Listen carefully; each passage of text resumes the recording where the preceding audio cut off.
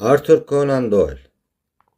Conan Doyle, ikonik dedektiv personaj Sherlock Holmes'un yaratıcısıdır. Sherlock Holmes, onun macəraları. Al qırmızı etüd. İkinci hissə, Müqəddəslər ölkəsi. Üçüncü fəsil, John Ferrier Peyğəmbərlə söhbət edir.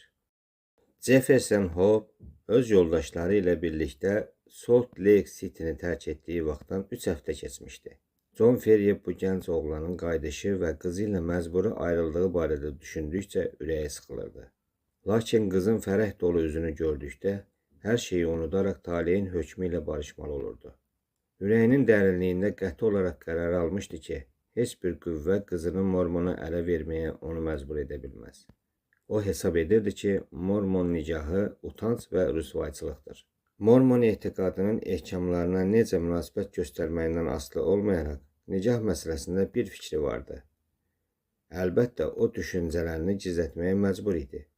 Çünki o vaxtlar Müqəddəslər ölkəsində küfr fikirləri dilə gətirmək çox təhlükəli idi.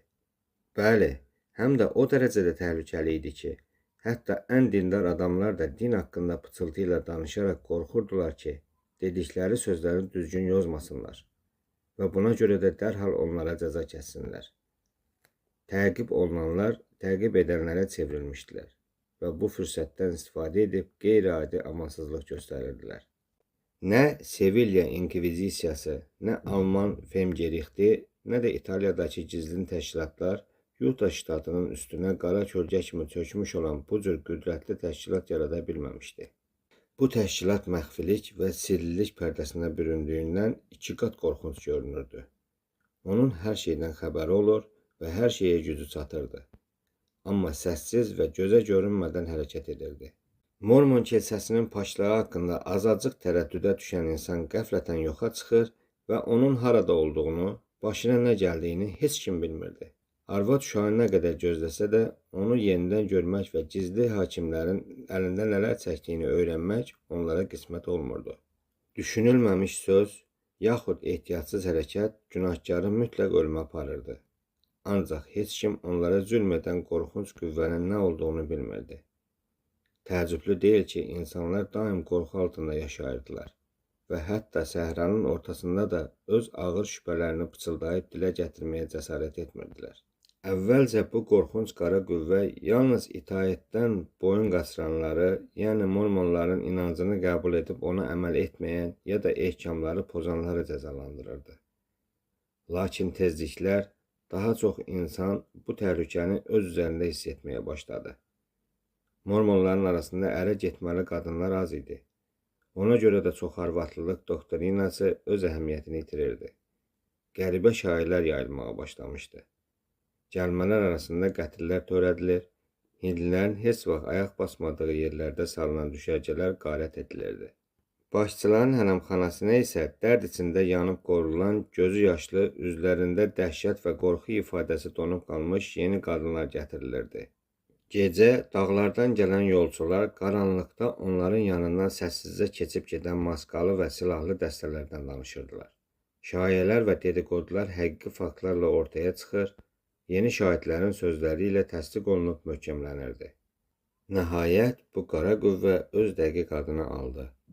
Hələ indiyə qədər Qərbin ən ucqar rançolarında Danitlər İttifaqı yaxud İntiqam mələkləri sözü adamı vahiməyə salır. Lakin bu təşkilatın nə olduğunu bildikdən sonra insanlar daha çox qorxmağa başladılar. Bu amansız cəmiyyətin kimlərdən ibarət olduğunu heç kim bilmirdi. Güya din naminə törədilmiş qanlı cinayətlərdə iştirak edənlərin adları qəti məxfiliklərlə qorunurdu. Peyğəmbər və onun missiyası haqqında öz şübhələrinizi açıb söylədiyiniz ən yaxın dostunuz gecə yarısı əlində məşəl və qılınc alaraq intiqam yanğısı ilə evinizə soxulanlardan biri ola bilərdi. Ona görə də hamı öz qonşusundan xoflanır, heç kim öz gizli fikirlərini dilinə gətirmirdi. Gözəl səhərlərin birində John Ferrier tarlaya getməyə hazırlaşırdı ki, birdən həyət qapısının taqqıltısını eşitdi. Pəncərədən baxdıqda evə sarı gələn dolu, kürən saçlı, orta yaşlı kişini gördü. Ferrier dəhşətdən donub qaldı. Bu adam əzəmətli Brigham Young'ın özü idi. Ferriye mormonların rəhbərini qarşılamaq üçün qorxusundan əsə-əsə qapıya qaçdı. O bilirdi ki, bu gəliş yaxşı heç nə vəd etmir. Young onun salamına soyuq cavab verdi və qaşlarını çataraq Ferriye'nin ardınca qonaq otağına keçdi. Ferriye qardaş, oturaraq açıq rəngli kirpiklərinin altından gözlərini fermerə zilləyib dedi. Biz həqiqi dindarlar səninlə mehriban dost olmuşuq. Səni səhrada azlıqdan xilas edib özümüzlə apardıq. Səninlə çörəyimizi böldük. Səni həsrəti çəkilən yerə, vadiyə gətirdik. Sənə münbit torpaqlar verdik və qanadımız altına alaraq varlanmağına imkan yaratdıq. Elə deyil? Elədir, John Ferrier cavab verdi. Amma əvəzində səndən yalnız bir şey istədik. Həqiqi etiqadı qəbul edib, onun bütün qanunlarını yerinə yetirəsən. Sən də söz verdin. Amma haqqında deyilənlər doğrudursa, deməli andını pozmusan. Necə pozmuşam? Ferrier etiraz edərək əlini qaldırdı. Məgər mən ümumi fonda öz payımı vermirəm? Məgər məbədi ziyarət etmirəm? Məgər sənin arvadların hanı? Young ətrafa baxıb onun sözünü kəsdi. Qoy gəlsinlər. Onlarla salamlaşmaq istəyirəm. Doğrudur, mən evli deyiləm. Qadınların sayı azdır və onlara məndən çox ehtiyacı olanlar var. Hər halda tək deyiləm. Qızım mənə qulluq edir. Elə mən də qızın haqqında danışmağa gəlmişəm, mormonların başçısı dedi. Hamı onu Yutanın çiçəyi hesab edir. O artıq böyüyüb və bəzi hörmətli adamların ürəyinə yatıb. John Ferrier təşvişə düşdü. Onun barəsində elə şeylər danışırlar ki, bunlara inanmaq istəmirəm, başçı davam etdi. Şayələr gəzir ki, güya o hansısa bütpərəstlə nişanlanıb. Əlbəttə, bunlar boş söhbətlərdir. Müqəddəs Joseph Smith'in 13-cü ehkamında nə deyilirdi? Həqiqi inanca sahib olan hər qız seçilmişlərdən birinin arvadı olmalıdır. Əgər o başqa dindar olanla evlənərsə, ağır günaha batar. Mən inana bilmirəm ki, sənin kimi dindar adam qızının müqəddəs hökmləri pozmasına yol versin. John Ferrier cavab vermir, əlindəki qamçını əsəbi halda dartışdırırdı. Qoy bu sənin etiqadının imtihanı olsun. Müqəddəs Dördlər Şurasının qərarı belədir. Qız gəncdir. Biz onu saçları ağarmış qoca kişiyə ərə vermək istəmirik və seçim haqqından da məhrum etmirik. Biz böyüklərin kifayət qədər arvadı var. Amma oğlanlarımıza arvad almalıyıq. Stendersonun da Drebber'in də oğlu var. Sənin qızını hər ikisi məmnuniyyətlə evinə aparar. Qoy qızın ikisindən birini seçsin. Hər ikisi gəncdir, varlıdır və müqəddəs dinimizə inanırlar. Nə deyirsən? Ferrier qaşlarını çatıb sustu. Bizə düşünmək üçün vaxt verin. O nəhayət dilləndi. Qızım hələ çox gəncdir. Ərə gedən vaxtı deyil. O, bir ay ərzində öz seçimini etməlidir.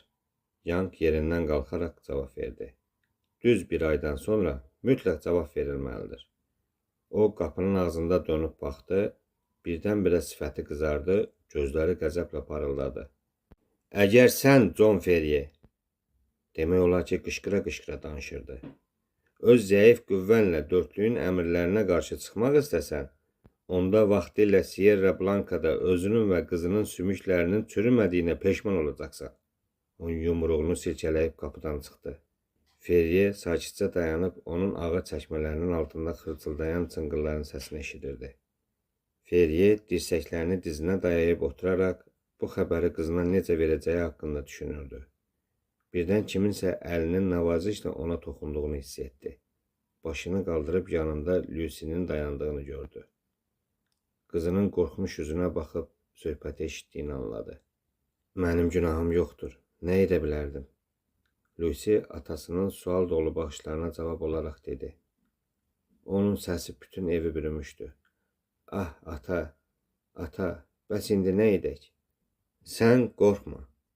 Qızı özünə sarı çəkib iri kobud ovcuyla onun şaballı saçlarına sığalladı. Hər şey düzələcək. Yaxşı, sən o qoçaq oğlandan hələ soyumamsan ki?